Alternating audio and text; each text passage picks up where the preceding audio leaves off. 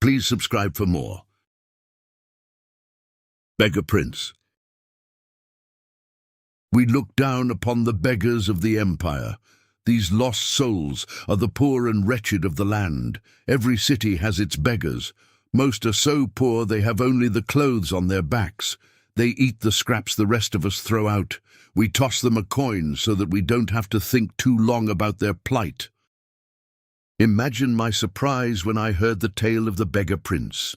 I could not imagine what a prince of beggars would be. Here is the tale I heard. It takes place in the First Age, when the gods walked like men and Daedra stalking the wilderness with impunity. It is a time before they were all confined to oblivion. There once was a man named Weedle, or maybe it was a woman. The story goes to great lengths to avoid declaring Weedle's gender. Weedle was the 13th child of a king in Valenwood. As such, Weedle was in no position to take the throne or even inherit much property or wealth. Weedle had left the palace to find independent fortune and glory. After many days of endless forest roads and tiny villages, Weedle came upon 3 men surrounding a beggar. The beggar was swaddled in rags from head to toe.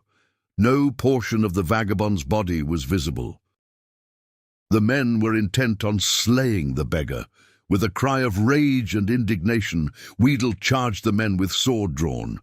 Being simple townsfolk, armed only with pitchforks and scythes, they immediately fled from the armored figure with the shining sword.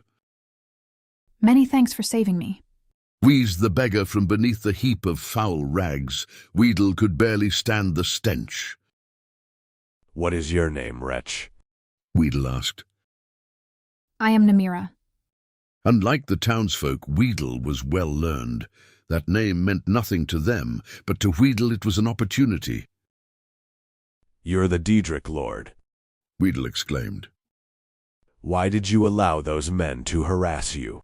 You could have slain them all with a whisper." "I am pleased you recognized me." Namira rasped. "I am frequently reviled by townsfolk. It pleases me to be recognized for my attribute, if not for my name."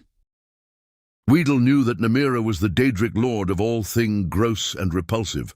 Diseases such as leprosy and gangrene were her domain. Where the others might have seen danger, Weedle saw opportunity. "Oh, great Namira, let me apprentice myself to you. I ask only that you grant me powers to make my fortune and forge a name for myself that will live through the ages." "Nay, I make my way alone in the world.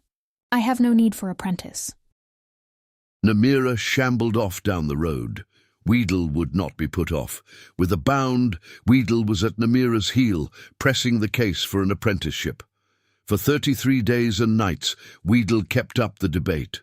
Namira said nothing, but Weedle's voice was ceaseless. Finally, on the 33rd day, Weedle was too hoarse to talk. Namira looked back on the suddenly silent figure. Weedle knelt in the mud at her feet, open hands raised in supplication. "It would seem you have completed your apprenticeship to me after all," Namira declared. "I shall grant your request. Weedle was overjoyed. I grant you the power of disease. You may choose to be afflicted with any disease you choose, changing them at will, so long as it has visible symptoms. However, you must always bear at least one. I grant you the power of pity. You may evoke pity in anyone that sees you. Finally, I grant you the power of disregard. You may cause others to disregard your presence." Weedle was aghast. These were not boons from which a fortune could be made. They were curses, each awful in its own right, but together they were unthinkable. "How am I to make my fortune and forge a name for myself with these terrible gifts?" As you begged at my feet for 33 days and 33 nights, so shall you now beg for your fortune in the cities of men. Your name will become legendary among the beggars of Tamriel. The story of Weedle, the prince of beggars, shall be handed down throughout the generations. It was as Namira predicted. Weedle was an irresistible beggar. None could see the wretch without desperately wanting to toss a coin at the huddled form. However, Weedle also discovered that power of disregard gave great access to the secrets of the realms. People unknowingly said important things where Weedle could hear them. Weedle grew to know the comings and goings of every citizen in the city. To this day, it is said that if you really want to know something, go ask the beggars. They have eyes and ears throughout the cities. They know all the little secrets of the daily lives of its citizens. The end. Please subscribe for more.